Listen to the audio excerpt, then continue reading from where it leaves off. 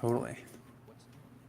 What do you do? Um, Nothing much. I sort of talked about it on X a little bit. Um, I just titled the last chapter in my current work in progress, so I'm pretty excited about that. Um, Lots of things coming down the pipeline there. Um, it's it doesn't feel real, to be honest. I've Really? never been this close to actually publishing anything in my life. Real. Um, So this will be the first thing you put out. so first full thing I should say, I have 6 short stories that are published under an anthology called Adventuring Together. It's a short story anthology that me and my writer guild put together a couple years ago. But other than that, it'll be my first novel. Uh, I was finally convinced. I don't know if you know this name, but Kristen, No Nonsense Kristen.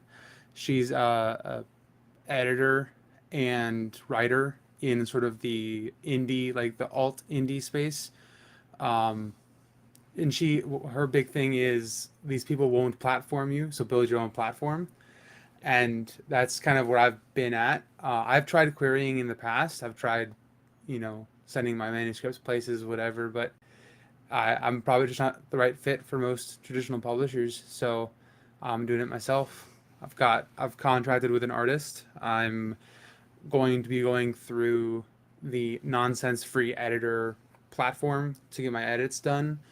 Um, and hopefully, Lord willing, it'll all be set and ready to release May 22nd, 2026. So, That's coming up. That's coming up fast. yeah, it is. That's the Friday before my birthday. So, if I can get this out, it'll be, I will have published a full length novel before I turn 25. So, That's I'd be good. pretty excited to be able to put that on my resume, you know?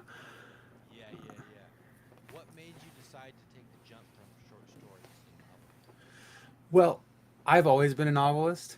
I actually had to be convinced to initially make the jump from novels to short stories by my writers' friends. Basically, they wanted to put together a consistent meeting for our writing guild, and we weren't sure how to do it other than to give each other prompts and meet to share our writings, and then that's what we did. We met first; it was weekly, and then it became bi-weekly because weekly became a lot for even though it was flash fiction, so it was shorter short stories. It was still life got in the way, and so we made it bi-weekly, but it was still a lot of fun. Basically, every week or every 2 weeks for 6 months, we would meet and share stories. And at the end of that 6 months, we would compile all of our own short stories into a document and send it off to the guild to get voted on. And whoever wanted to be part of the anthology, whichever were your top 3 best voted short stories, those were the ones we picked to edit and proofread and actually polish up for publishing. And I was part of 2 of the anthologies, the Nice. first and the fifth, I believe. The rest, I was not um, able to I was not able to produce enough content to get voted on, just because like I said, life got in the way, man. It's crazy, Yeah. crazy couple of years.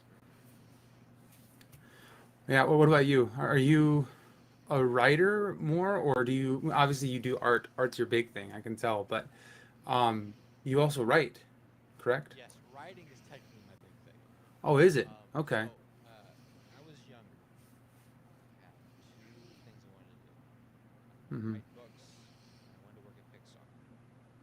Those big things I wanted to do.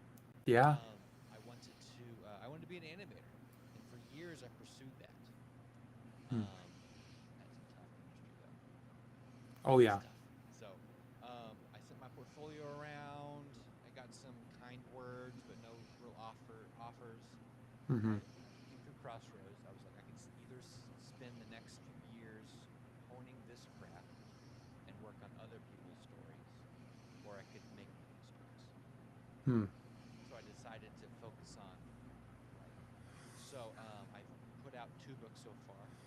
Put out The Garden Maze, little tiny short thing just to wet my feet, and then Mm-hmm. A Song of Bones, which is a Redwall inspired dark fantasy.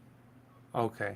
Very cool. And it's been great. So I haven't drawn anything in many years. So I've only recently again started drawing because people are wanting me to sign books. I like Hmm. putting little sketches into books when I sign them. So I would start out just practicing, just drawing things that would work in the book. And I remembered how fun it is to draw. Totally. So as I'm working and editing my stuff, I'm also starting a short little comic. I want to do a little, just to maybe like a 14-page comic. Hmm. Just over the next 6 months, just do a page every few weeks and take it slow. Nice. So, would you be putting it out as a serial or just compiling it all in one book to put out as sort of like a graphic I'm novel? kind of gonna use it just as a way to gain followers on X and stuff. Probably Oh, okay. post them free on X and on Instagram or wherever else. There you go. And That maybe works. someday I'd sell it as a book collection. If Hmm. someone wants to buy a little tiny comic.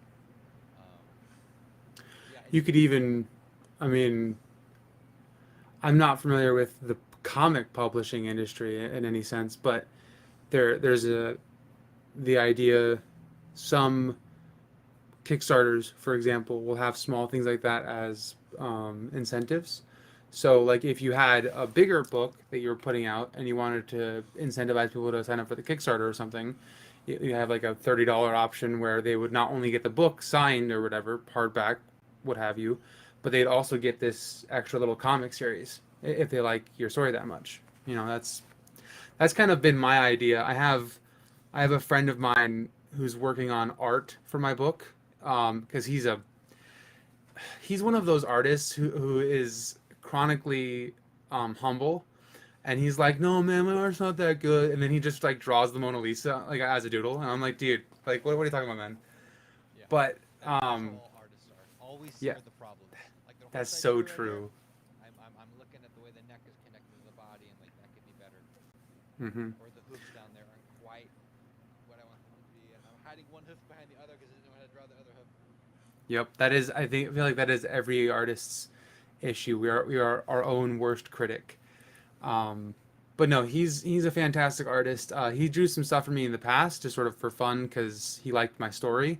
But now I'm actually like I told him like I want a full rendering of this image, and I want to pay you because you're worth it. Your art is good, and he's working on a couple things for me. But those will be sort of incentive pieces if I can get this Kickstarter up and running. I'm thinking of launching a Kickstarter in March ish, just like to give people a month to back it, get their copies figured out, whatever. Um, but I would use his art then as like bookmarks or stickers or things like that. The official book cover is being drawn by somebody that I probably paid way too much for, to be honest. But I've seen his work, so I'm really hopeful that it'll turn out well. But I probably paid too much because I'm brand new at this thing, so he might have taken advantage. But that's whatever. That's neither here nor there. I've already signed the contract. I'm going through with it, and I'm really hopeful. So, Wow. we stay white pilled here. Um, so yeah, this friend of mine, I'm really excited to see his full renderings of the different things. One of the bits of art that he's going to be doing for me is actually the chapter headers. Um, if you see in some fantasy novels, there's like the number or the title of the chapter, and then like a block that's like a just a really cool piece of little art in between those and the rest of the text. Like that's he's drawn one of those for me, and I'm really excited about that. That Yes, something like that. But I don't know. Is that just on that one chapter, or do you have that on multiple no, chapters? each chapter has a little picture connected Oh, to it. okay, that's cool. I did these several, several. I was trying to go for a cartoonier style. Like Yeah. most of my drawings are pretty cartoony. My Hmm. sister did the chapter headers for Song of Bones. She has a very fun um, kind of pin and hatch style. Yeah. She's Okay. Yeah, that's actually kind of what I'm going for is that style. It feels like Um, an old book, you know. It feels like it's yeah, like exactly, exactly. And this one I'm really excited because on the two halves of the bit, like in the middle will be the shattered shield because the book is called The Shards of Arthur's Shield. In the middle will be the shattered shield. Then on one side will be, and he's shown me some concept drawings already. On one side will be a like heavily stylized Celtic dragon, and on the other a similarly stylized Celtic bear. And I'm really excited for that like rectangular thing to come out because it might even make a good bookmark or whatever. And it also points to the myth of Arthur and Merlin, and because if you didn't know, according to certain legends, Merlin was born under the dragon sign, which is why he's connected so heavily with the dragon. And Arthur was born under I think it's Ursa Major, which is a bear. We call it the Big Dipper, but it's right. more properly known as Ursa Major. And so there's a lot of heavy mythological implications with the image of the dragon and the image of the bear. Some of that stuff I play with actually in the book too. It's not. It's one of those things where like I don't know how many readers are gonna like clue into it, and so I don't want to like give it all away, even in like an interview like this. But Right. Yeah. I'm really excited to see where people go with it and like theories they craft, questions they have, because like I'm an author. Like this is meant to be a one-off read for fun, but I'm not gonna close myself off to the idea of a sequel. Like if there's enough demand and if there's enough love of these characters and this world that I've built, then a sequel will come. It might not be the Shards of Arthur's Shield 2, but it might just be another book in that world. You know, like I'm trying to think of a good example. Um, that's tough. So there's okay. Um, you know how the have you heard of the Percy Jackson books? Yeah. Yeah. Okay. So the Percy Jackson books is that those are the first five. And then Heroes of Olympus are the second five. But you can't really call The Lost Hero a sequel to The Last Olympian. Technically, by like timeline metrics and series metrics, it is a sequel, but realistically, it's not. And that's the kind of idea that I would have for a sequel in this world. It wouldn't be a book number two in some sort of series. It would be a new take or a new perspective or a new adventure for someone else to go on that has characters, established characters and established themes from the previous book in that setting. Yeah. So, yeah, I That's kind am of how I'm approaching hmm, garden maze stories. okay. Each one I want to be a standalone, Yeah. set in the world. Just I wanted to. My first inspiration for it, I wanted to, because I was working on Song of Bones. I've been working on this for Mm-hmm. 12 years. This is just part. So book one was supposed to be just like this, but book one ballooned to a 900 page epic. It became too big to edit, so I chopped it into three. So book one is now three books. Yep. It was driving me crazy. I wanted to finish something, so then I wrote Garden Maze, and I didn't want to do Hmm. a bunch of world building. I wanted to just jump into a story with fun characters. So I kind of pictured. I liked as a kid. I liked Bionicles, and I Oh yeah. liked. They had that map where this is the fire area, this is the jungle area, this is the ice area. So like, what if I had a fantasy land that was like this? This is the betrayal area. This is the horror area. This is the happy area. Like different genres in the land itself, where I could go to any part of that land and find a person, find a story, and not have to have it connect anywhere else. Like minor characters. But yeah, I wanted it to be like each book you could just pick up and like you're in Norland and you're gonna follow somebody around and you're gonna see what happens. Mm-hmm. Yeah. Like I have a couple of characters in my current series, or not series. I can't start calling it that. I'm gonna shoot myself in the foot if I start calling it that. But in my current world of fictionalized medieval Britain where Arthur really existed at one point. I have a character who, um, the idea I have for like an extended storyline, I'll give you the names and people who read the book will know who I'm talking about. Um, there's a character, his name is Cassius, and there's another character named Jane. Um, and I promise I named her Jane before I started watching Stranger Things. Those coincidences happen to me all the time, and it's very upsetting. But anyway, so her name is Jane. Her name is Cassius. Um, Jane suffers from uh, a a progressive disease that it wasn't really diagnosable even to medieval ideas like sort of MS or one of those kind of horrific diseases that some of my own family even suffer from.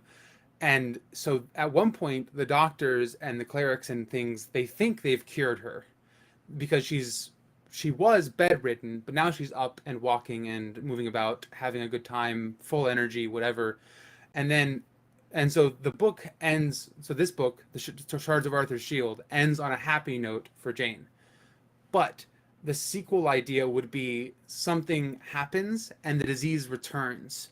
And Cassius had fallen in love with Jane, but he was on his way to become a knight of the Round Table. He was a squire to a knight in, or he was kind of a, it's weird. He was kind of a squire in Shards of Arthur's Shield, but not really. He actually lost his arm during a battle in the Shards of Arthur's Shield, and so, but despite losing his arm, he still fights. Even though he's not left-handed, he still fights with his left hand as best he can, and he actually will eventually become a knight of the Round Table in this new Arthurian world. But his quest to prove himself will be, if I had the time to do a sequel and I wanted to write this story, to go and find the Fountain of Youth to restore not only himself but also his love interest Jane. And it's playing with an idea, a theme that I've set in motion in this story. Um, you can start a quest with uh, good intentions and then end the quest realizing true intentions. Not necessarily bad or, problematic intentions, but um, for example, Cassius, if he went on this quest, he'd be going on it. His want would be to restore Jane to strength. But then he would discover along the way his need to do something else, like to restore a land. Like for example, he might find, I mean, this is all totally speculative way out in the future, so this could change, but he might find that the Fountain of Youth has gone sour and is actually poisoning the land. So his need then becomes to saving these people, fixing the Fountain of Youth, and restoring the land. Where his want was more selfish, it was more self-aligned to restoring his love, and he may still get that chance, but his need becomes a greater calling. It becomes a greater importance. And that's something that I love when books do. They start the hero off wanting something, but then along the way they realize there's a greater need here, and I can't, even though what I want might not be attainable, I have to stick to it to achieve the need. For example, I don't know if you've read the Wheel of Time series, I've read but the first book and tried to read the second book. I will one day finish them. fair enough. I would highly recommend them. Fantastic, 14 book long series. It is the American epic, so huge. But the what I'm talking about here kind of happens in the first book a little bit, but it gets really into it later on. Um, I don't know if Lan says it in the first book, but Lan has a saying, which is duty is heavier than a mountain, and death is lighter than a feather. Yes, okay. And so uh, our hero, whose name is escaping me, Rand al'Thor, Randall Thor. he has Dragon a to be born. yes. Spoilers, but no. I mean, the book series is like 30 years old, guys. Come on, get on it. But so he has desire, a want to, find adventure, to go and be something, make something of himself, see the big city, whatever. But along the way, he discovers a greater need. He starts to see the corruption of the Dark One. He literally has to face it when he faces off against a Fade and loses one of his friends for it. The bard who is traveling with him and Matt has to sacrifice himself. And so that puts Rand in a difficult position because there's a point where Rand is teetering on the edge, where he all he wants to do is run away and go back home and just live on a farm. Um, but he realizes the need for someone to stand against this coming darkness. And he's able to do that at the end of the story when he finds the Eye of the World and supposedly defeats the Dark One, which we know, of course, he doesn't.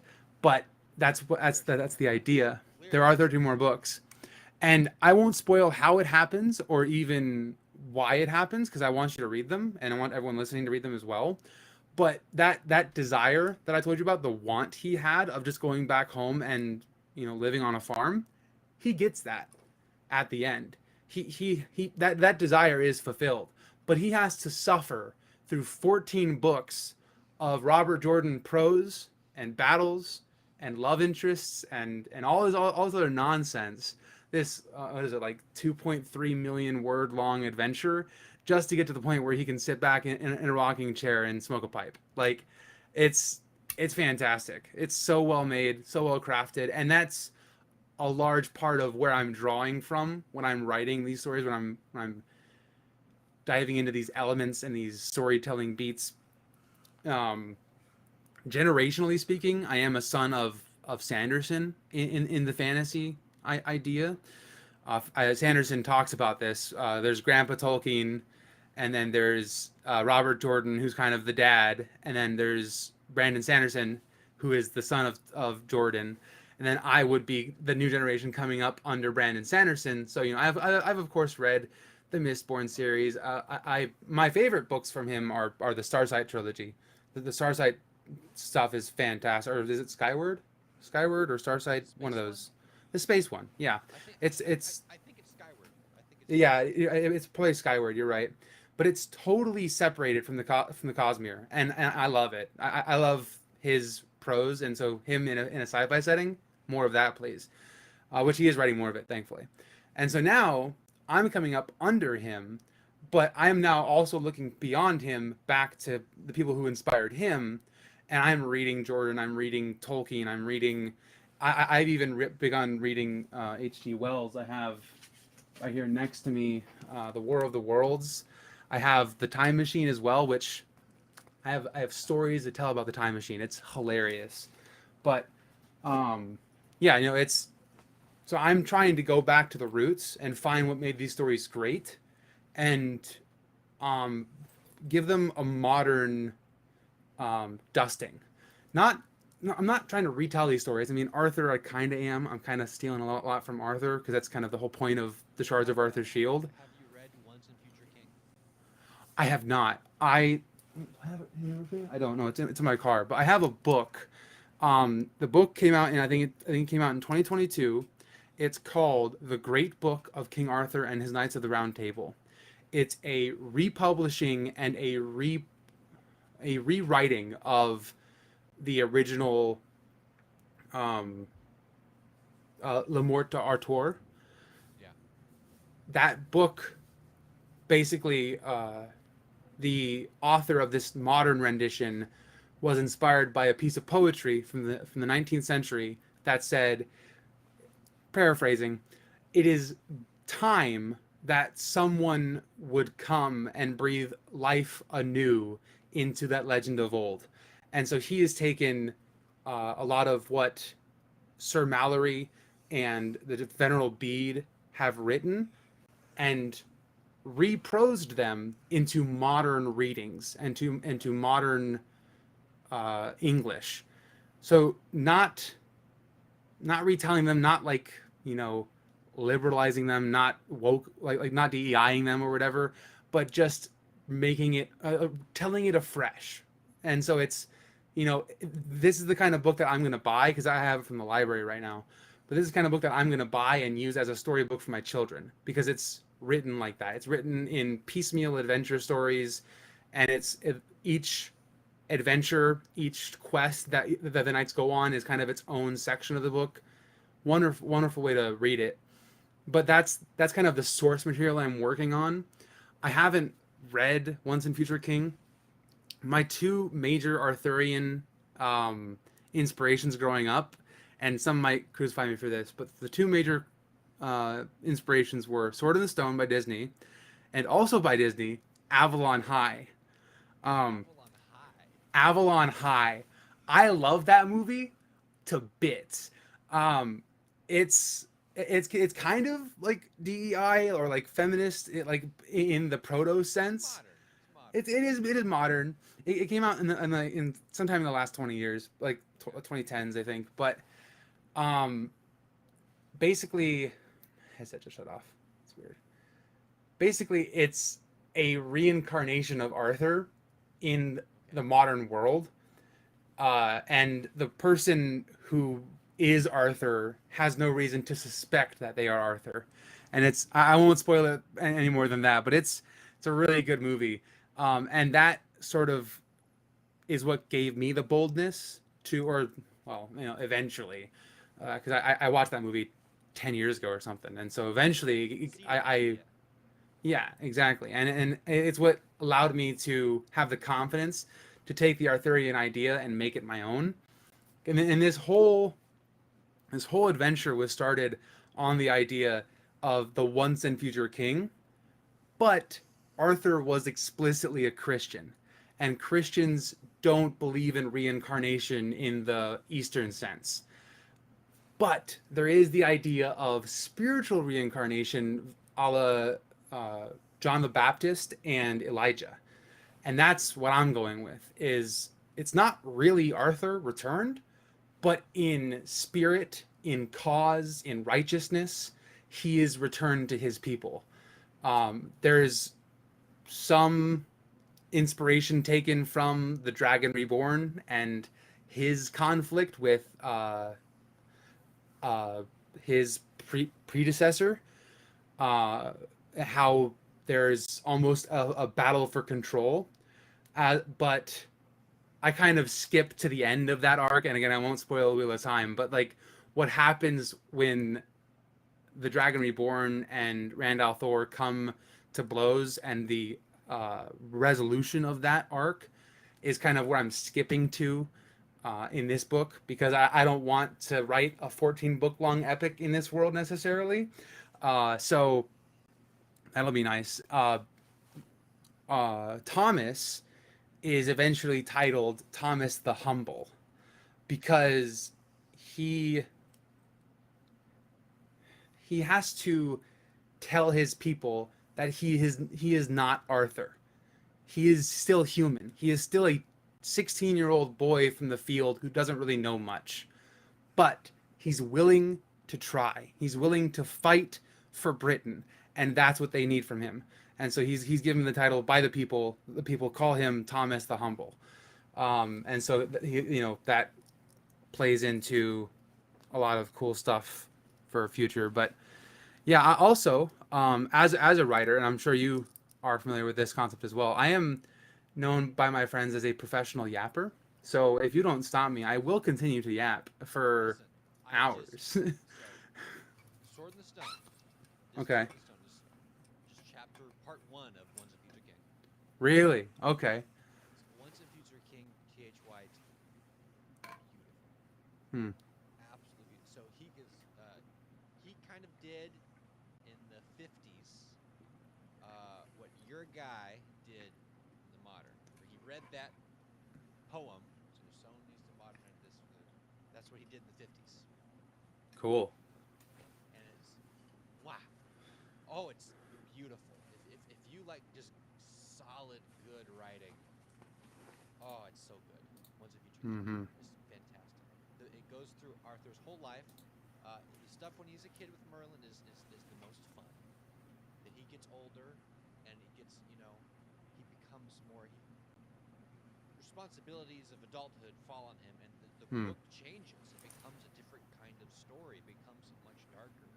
And as he reaches old age, the story kind of changes again. It's a Hmm. massive book. It's so much fun. But as he near the end, that childhood whimsy starts to come back again slowly through the story. You get it's a little taste of it before it ends and it's over, and you left kind of sad. But oh, it's so good. So Hmm. if you're doing King Arthur stuff, you must check out Once Adventure King. At I, least a little, at least the beginning stuff. Sword in the Stone is wonderful. I might just have to. Yeah. What's interesting about this great book of King Arthur is bleh, it's a mouthful. The great book of King Arthur and his Knights of the Round Table, it hasn't even delved into the Sword in the Stone yet, and I'm like three, four, well, not really chapters, I guess.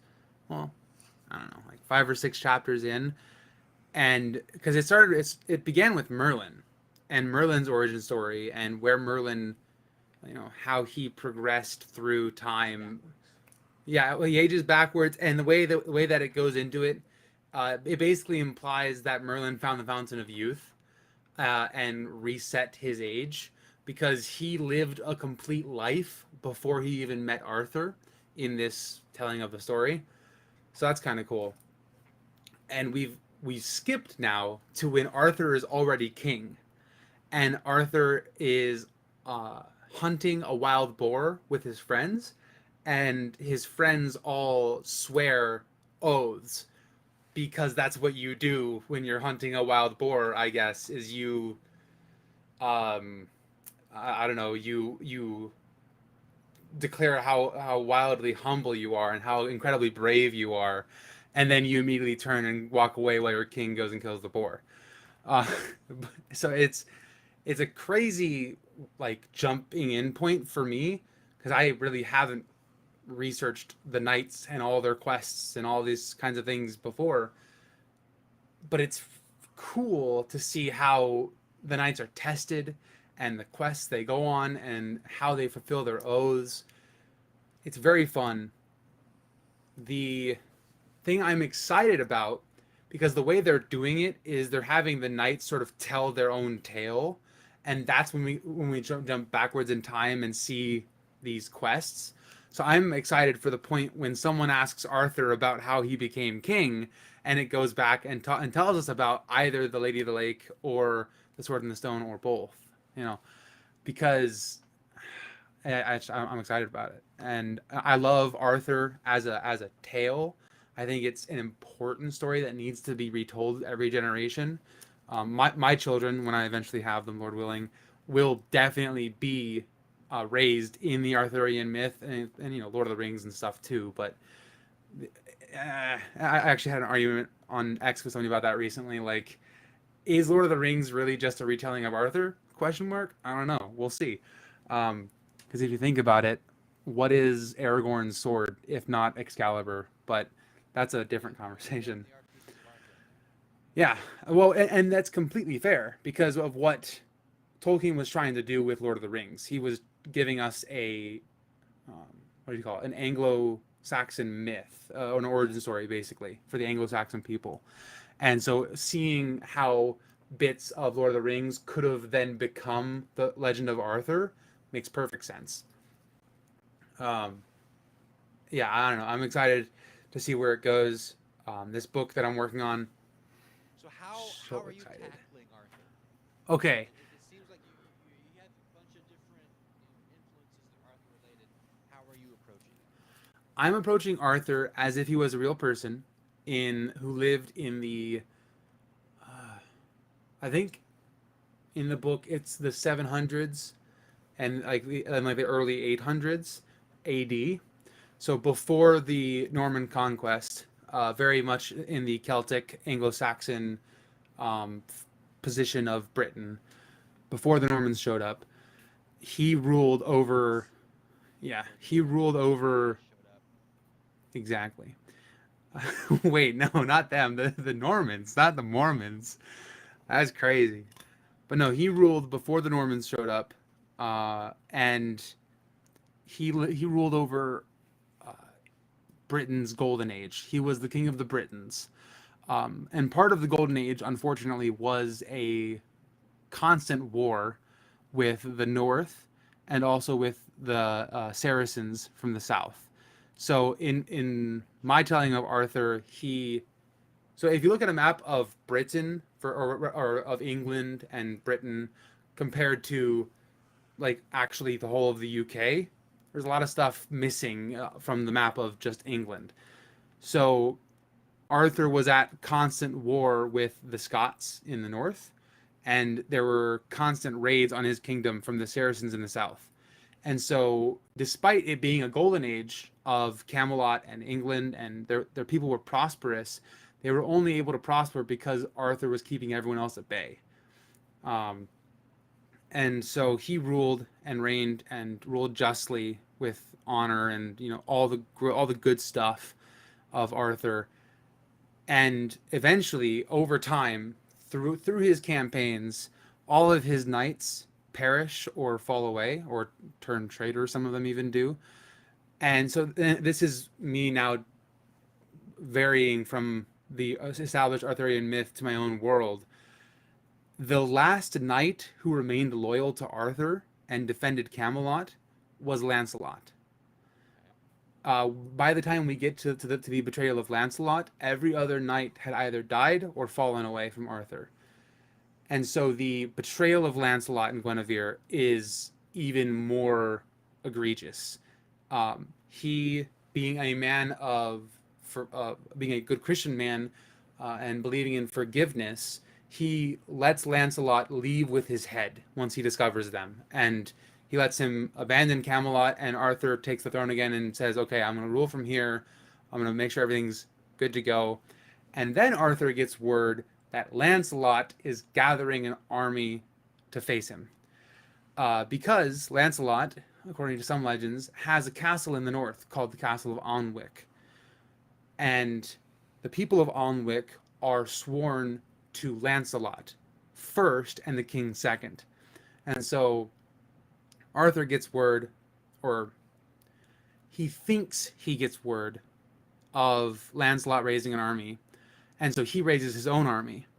And his raising of an army to go and cast out Lancelot is what actually inspires Lancelot to raise his own army.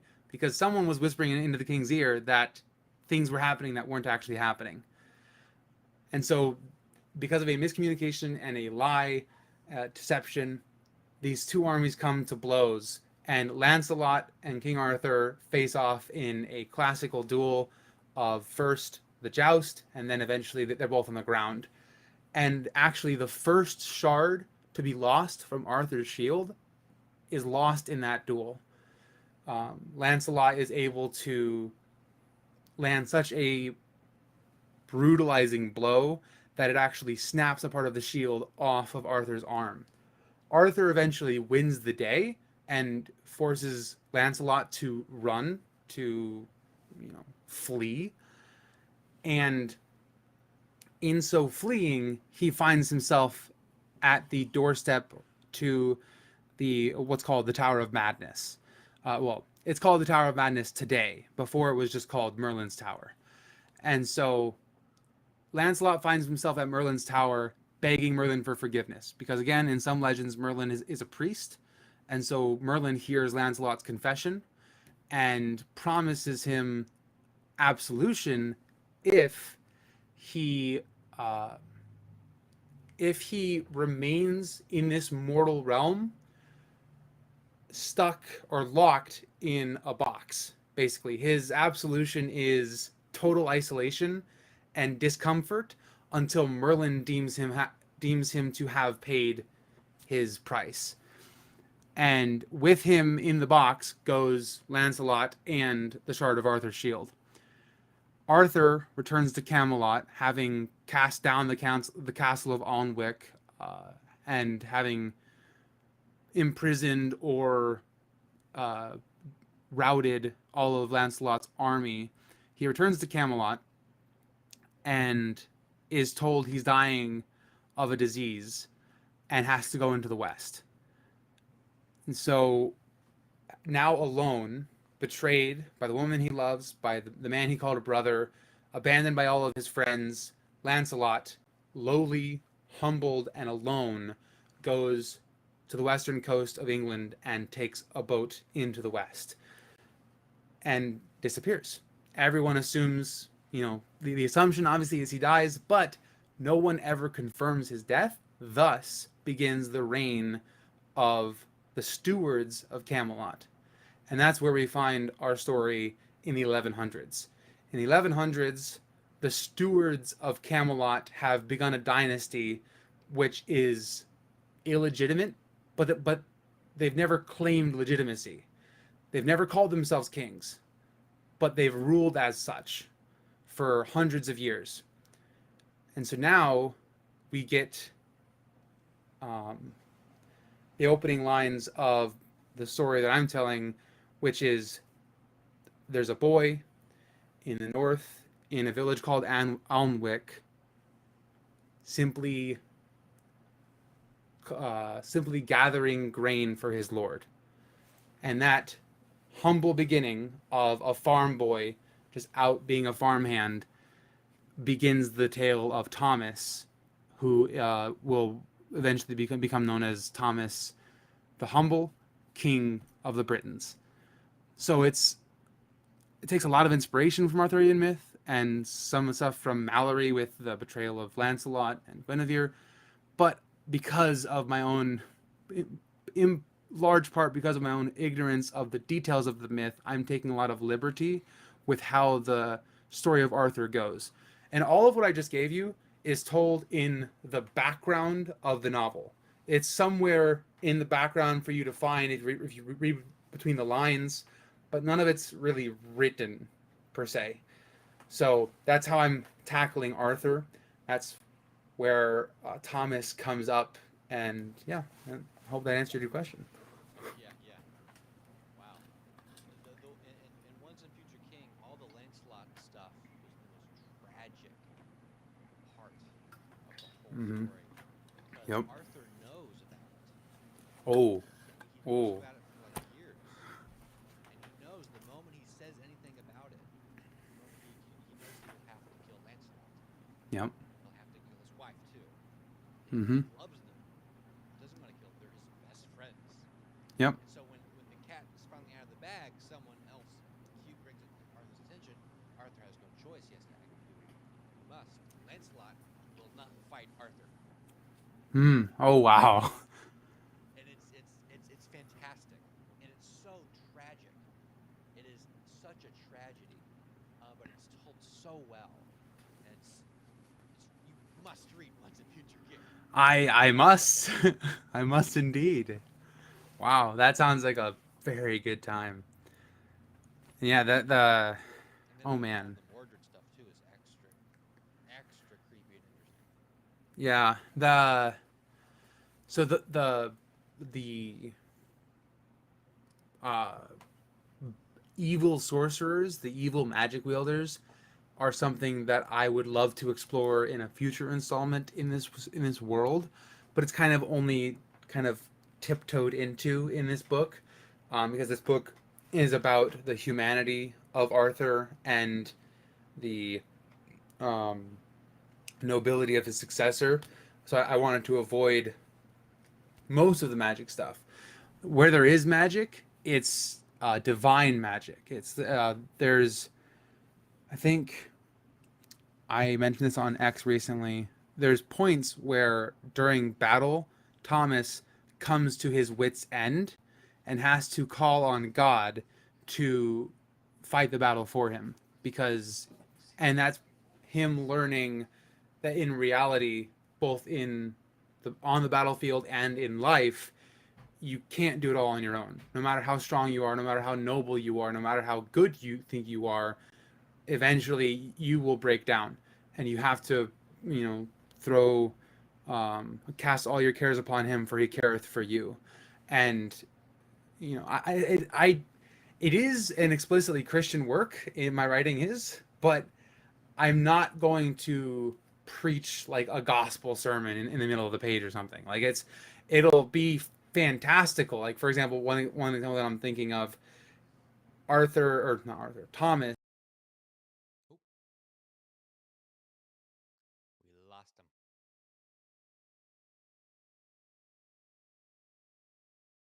He'll probably request to come in again in a moment. Welcome back.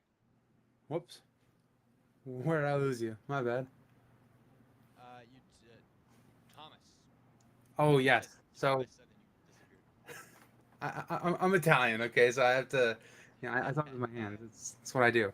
So Thomas is at his wit's end. He doesn't know how he's going to overcome this foe, and so he cries out to God for strength, specifically because he's kind of Catholic too. He asks God to send Saint Michael the Archangel to go before him in battle, and God literally sends the angel to go down and not fight the battle for him, but make it winnable. Basically, the angel evens the odds because the enemy is using demonic forces, demonic powers to try to stop the return of Arthur. And the way that Is ends Michael a up fun is character? Michael doesn't Because really. G.H. White would make Michael such a fun little character that pops up just twice in the story. I don't know how much I can really give him a personality. He the only line he has, let me see if I can find it right quick.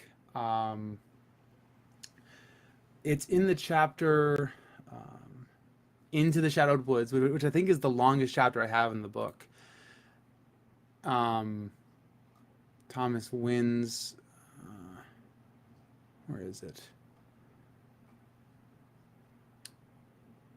So, yes, the only line he has is a still small voice whispered to him, that being Thomas, in the silence of the fire, the sword of the Lord.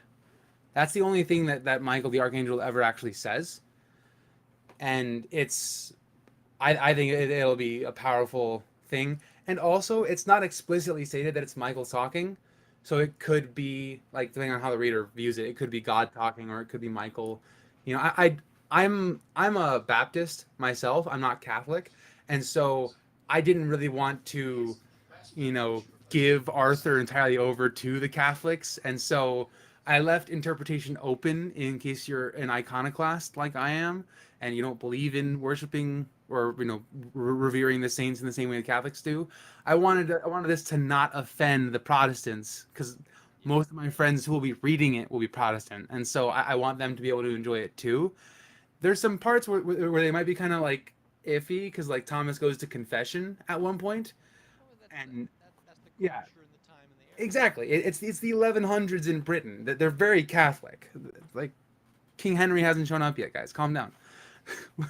But yeah, so you know, I'm excited for people to get their hands on this book in May, and I really think they'll enjoy it. Even if you're not a Christian, I think you'll enjoy the cultural landmarks of Christianity and how they're represented in the book. It shouldn't come off as preachy, but I do have a few ARC readers or perhaps beta readers in mind that I want to run this by, who are agnostic or atheist, to double check and make sure it's not preachy, because that can be off-putting to some readers, and that's you know while I won't sacrifice any Christian morality, I also won't purposefully run readers off the page because it's aggressively Christian or something. It's Yeah. like Tolkien and Lewis. Like they both wrote fantastic worlds that were explicitly Christian, but atheists, agnostics, and believers of all different kinds of religions love and cherish those stories and have and will for centuries. So that's kind of where I'm angling at.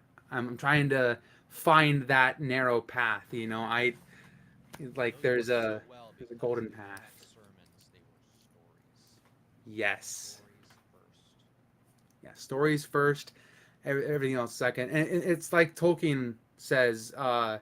Well, and not so much for mine, but for his work, uh, it was um, Lord of the Rings is a Catholic work, implicitly on first draft and explicitly upon revision. So that told me that the first thing he was trying to do was tell a good story, and he succeeded. And then when he was revising it, he made it more Christian, but he made sure to keep the story pure and make it a good story. And he did. I feel like he did that Yeah. fantastically. So, Yeah. yeah, exactly. There's a reason he's the cornerstone of our genre. So, Pretty good. Yeah. So, what's left for you to do? Are you still editing? Are you revising? Are you still finishing up yeah. chapters? So the last thing I have to do is finish writing the chapter, the royal wedding, which is chapter 26. It's the last chapter. And then once I've finished writing that chapter, which I'm hoping after I get off this interview a little bit later to go and finish writing that chapter today, and then I'll have like a 2 day break or a 3 day break until the first of December, because December will be my own personal editing month where I'm going to go through and revise and catch as many uh, line edits as possible and try to like make the story work and connect and do things better. So How many words that is it? okay, let me see. So word count is currently at 72,935. That's good. That's good. So yeah, it's not It's like not a epic, but short. it's very manageable. It's not epic. It's not short. It's kind of right in that sweet spot, which is what I'm going for. And it'll make, when I eventually hire an editor, it'll make it affordable, which is nice. Yeah. But um, yeah, the plan is finish that up, take a little break, and in December get back at it and edit it through. I want to have, so I'm calling this draft. This is my rough draft. I was in school. I was always taught your first writing is always your rough draft, and then when you revise, that's your first draft. So I'm going to be revising my rough draft into my first draft. If I can manage it, maybe a second draft, but by the end of December. And then I'm going to be, I don't know, When you say querying second or draft, when people say second draft, they mean they've redone the ending rewritten and it. redone the beginning. Because Yeah. most of it's done by after you're done revising, get to that first true draft. Hmm. Most of it's like 80% there. Yeah. There's Yeah. one Yeah. twenty Yeah. or 30% that I need to redo this, I need to rework that, and maybe there's a big problem you got to redo a bunch of it as second draft stuff. And As and third draft stuff. right now I'm definitely seeing that there's a big error. Well, not really error, but there's a big couple of issues in the opening chapters that I'm gonna have to go through and fix. For example, I didn't know Lancelot's castle in some tellings of the story is Castle Onwick until about halfway through the book, and so the first several chapters, which Act One and like half of Act Two, all take place in the village, and this is a 5 act story, by the way. Just so you know, I'm not like I'm not saying 3/4 of my novel is taking place in the village. That's dumb. But Act One and half of Act Two all take place in the village, and it's called that. It's called the village, or just south of the village, or the place where Tom is called home. And it's like all these really awkwardly worded sort of implications of the place where Thomas is from, where now I have a name for it, and so I have to go back Right. through and rewrite the paragraphs and retell the different sections of the story to fit naturally the name of Alnwick into the tale, and you know that sort of thing. I'm That'll be fun because I've never actually delved this deeply into a revision before, but I'm excited for that. Oh boy, revisions, revisions, revisions. I've this Song of Hmm. Bones. I've written 3 times. Yeah, you know what? That's fair. Each time was completely different. Characters were the I same.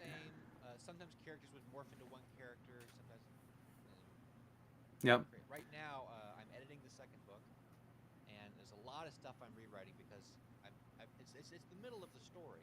It wasn't meant to be a standalone book, so I have to Hmm. redo the first 40 to 70 pages to make it feel like the Hmm. beginning of the book. Hmm. So I've been working through all that, and some of it's stuff I've written 8 years ago. It's gonna match what I wrote 2 years ago, and it's a mess. It's a mess. Yep. but it's Oh, fun. yeah. The In October, I had the goal of writing 20,000 words in this draft, which I did. Writing 5,000 words in another story, which I did, and then outlining my space opera, Ooh, which my space opera, I this run through this what do you want to call it? This attempt, I guess, will be, I think, my fourth attempt at writing this story. It was called A this story or Brothers, a story?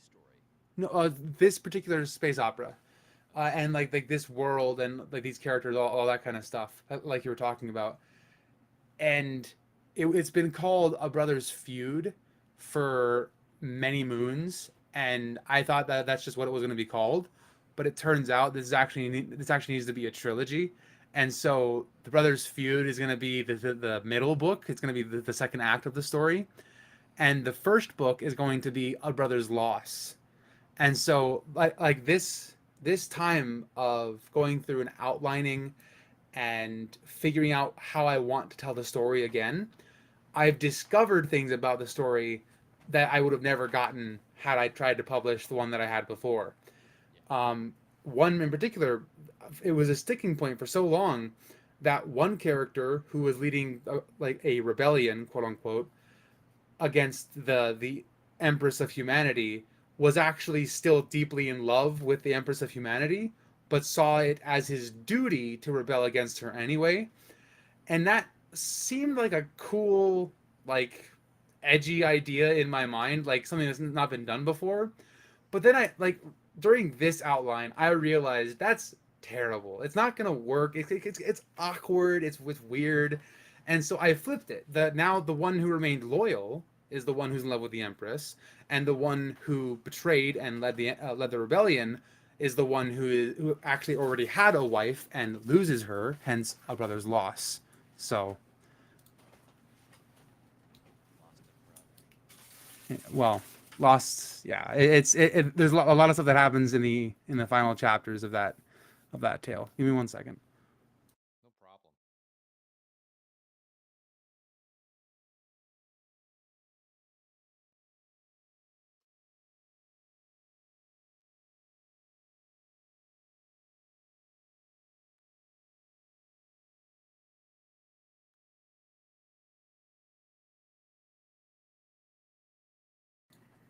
But yeah, I'm excited about the space opera. I have three different space stories. Cool. But I so working with fantasy, you can keep this series separate pretty easily. Oh yeah. Garden Maze is people. Song of Bones is animals. So Mhm. clearly no overlap. The worlds are different. Mhm. Sci-fi is a little bit. I don't know. I want them to feel as different as like Star Wars and Star Trek is still I think too similar to Star Wars. Yeah. Yeah. I was gonna say. Yes. Um, but yeah, so I don't know. I don't like the big political stuff. I like the more personal, smaller dramas. So Mhm. I don't know if I'll do this one first. I might do this one. This might be 8 years from now when I do this. I Mhm. want to do a story about an alien abduction from Earth, where the story begins with the mind wipe. Huh. Yeah. The Okay. main Makes sense. character is being sold at auction, and he's bought. He's pushed out to the spaceport. He looks up. He sees two moons, and something deep in his soul, like that is wrong. That should Mhm. not be. And so the whole story is him trying to find Earth again, but he doesn't know what Earth is. Doesn't know what's called Earth. There Mhm. isn't any other humans. He won't. The whole series will be the only human that he actually meets. So I don't know if he actually gets back to Earth or not, but it's just an adventure in space with the person Mhm. who's trying to find home. That's cool. So I that's what I I want to do. I love the idea of like soul memory, in that way, where you see something and it's just wrong. It just Yeah. doesn't make sense. You don't know why, It doesn't make like it doesn't make sense that it doesn't make sense, but it doesn't make sense. And that's been done very well in the liminal space, uh, Oh like yes. ideas and like sort of genre that's popped up recently, like in the last couple Like of years. the backroom stuff.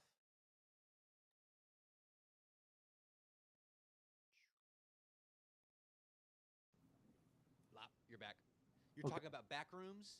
Yes. Sorry You about that. dropped to the back rooms. That keeps happening. So the back rooms, the I can't wait to see whatever that movie is. yeah, that movie's gonna be awesome. But It's gonna be really neat. the liminal space idea of you look at a picture and just something deep in your heart of hearts is like this is wrong. I can't Not articulate even that, but you kind of why. recognize it. And that's the worst It's like, part is it's wrong, why do I recognize but it that? should be right, but it's wrong, and it's and yeah, like where is this in my memory and why isn't it real? There's It's like, is it from a dream? Is it something I repressed because it was so awful? And mm-hmm. it's And fun horror stuff to play with. yeah, I'm not even like I'm not even a horror author, and there's a lot of cool stuff you can do with that.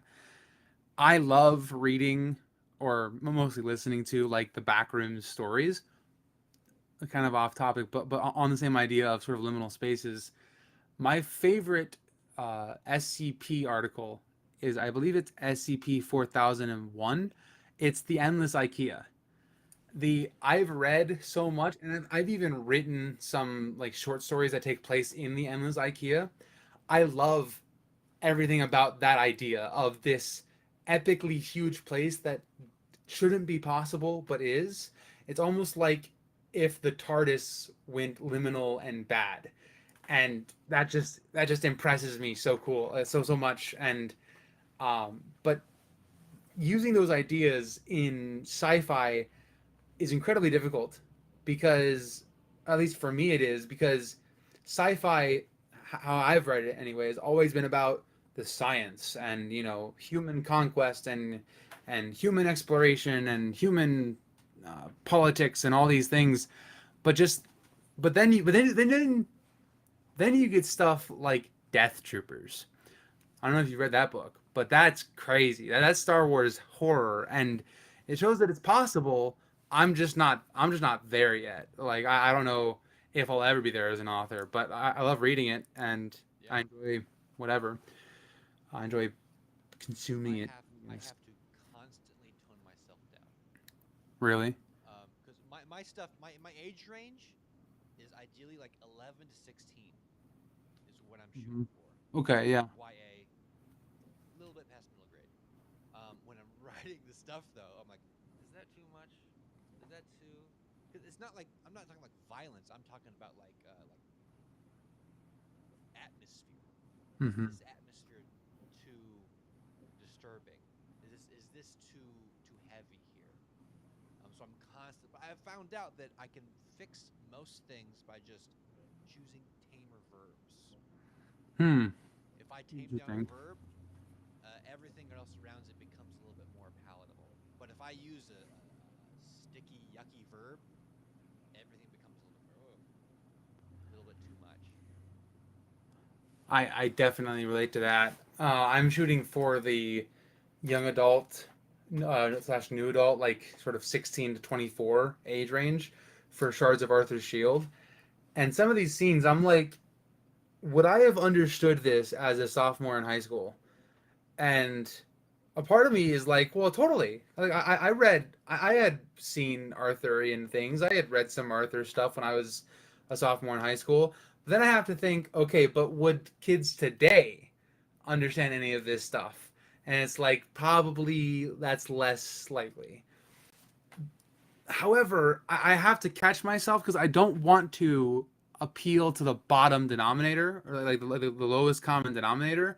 I want to pick people up. Like I want to say, no, actually, this is for 16-year-olds. You, good young man, 16-year-old man, should be reading this. And you should challenge yourself to understand these concepts and these ideas and these themes.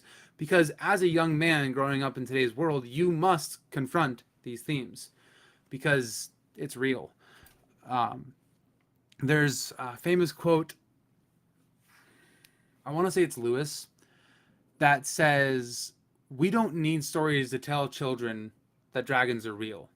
Dragons or children already know that dragons are real. We need stories to tell children that dragons can be killed."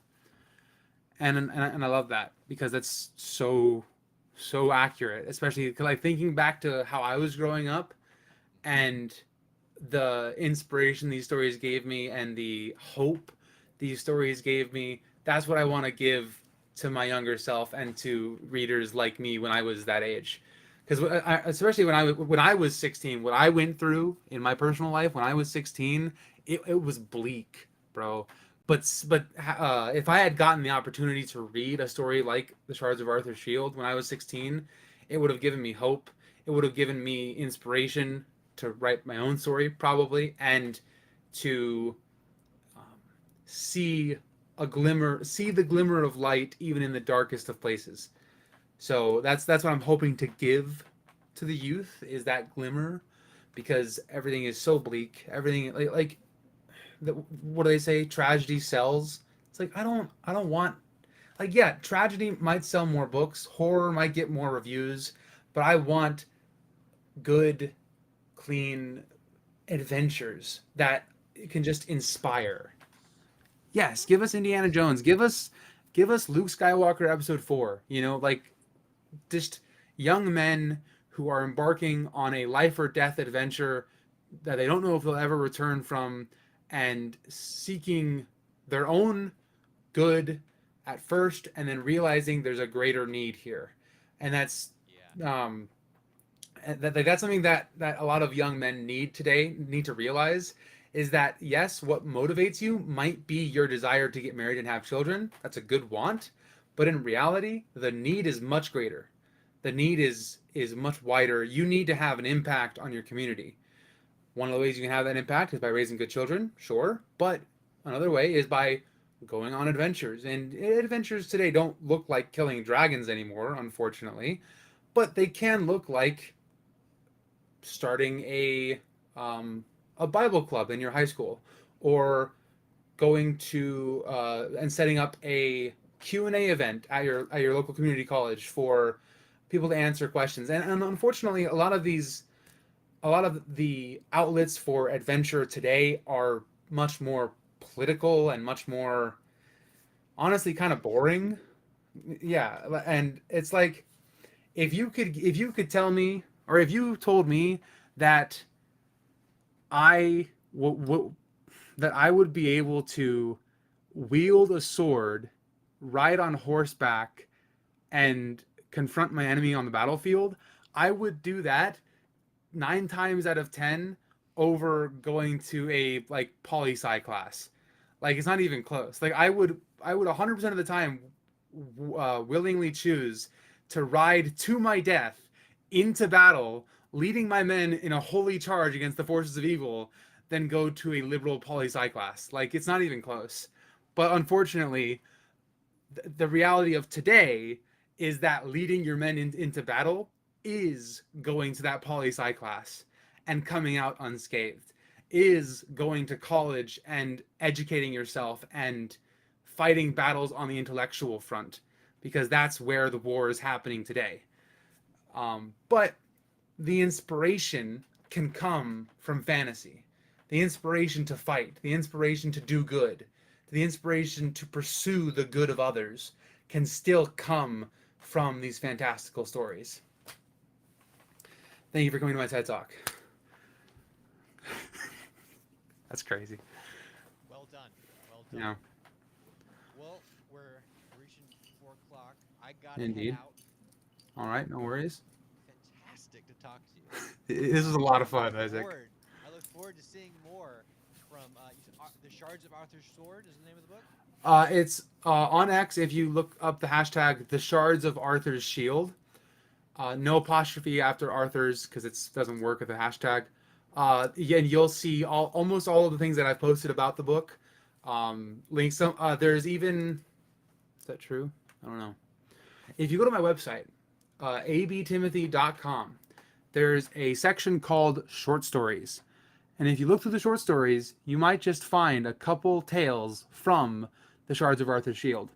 One where Thomas must face off against um, a cursed knight, and another where Thomas finds and wields the cursed sword.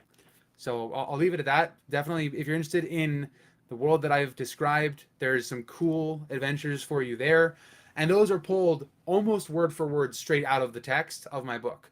So if you read those short stories, you'll recognize those scenes when you get to the actual book. They might have changed because, edits are going to happen and things like that. But I wanted to preserve some of the raw inspiration that I have for these stories. So find it on there. Um, I'm just going to plug it again. That's abtimothy.com. Also, sign up for my newsletter. Every week on Saturday at 3 p.m. Mountain Standard Time, there is a newsletter that goes out which always includes a either newly edited or newly written short story from any one of my many worlds.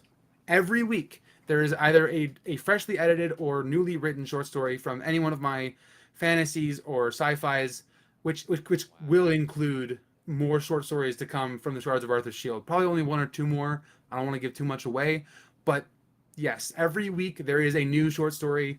This last week's short story was the longest. It's called "How War Singers Fight." It's a fun title because I love that world that I'm building there. But that one is the longest also that I've written. It's about 2,000 words, which I think is the longest short story I've written in a long time. So if any of that interests you, feel free to find me over there, abtimothy.com. Sign up for the newsletter, follow me on X, do all that good stuff.